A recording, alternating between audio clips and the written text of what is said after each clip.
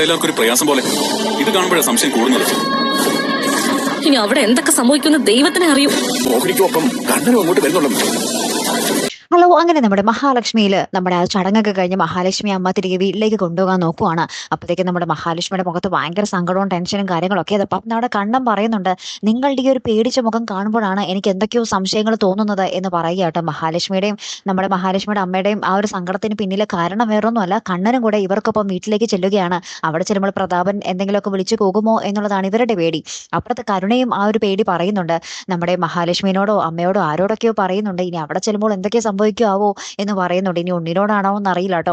ഏറ്റവും ലാസ്റ്റ് നമ്മുടെ വാമദേവൻ ഇക്കാര്യം, അതായത് മഹാലക്ഷ്മിക്കും മോഹിനിക്കും അപ്പം കണ്ണനും അവിടേക്ക് വരുന്നുണ്ടെന്ന കാര്യം നമ്മുടെ പ്രതാപന്റെ അമ്മയെ വിളിച്ച് പറയുന്നതും, അമ്മ ഇതൊക്കെ കേട്ടിട്ട് ആകപ്പാടെ ഞെട്ടി നിൽക്കുന്നതും, പ്രതാപനാണെങ്കിൽ ഇങ്ങനെ സമനില തെറ്റി ആകപ്പാടെ ഭ്രാന്ത് പിടിച്ച് നിൽക്കുന്ന ഒരു രംഗങ്ങളൊക്കെ തന്നെയാട്ടോ കൂട്ടുകാർ ഏറ്റവും ഒടുവിൽ കാണുവാൻ സാധിക്കുന്നതേ.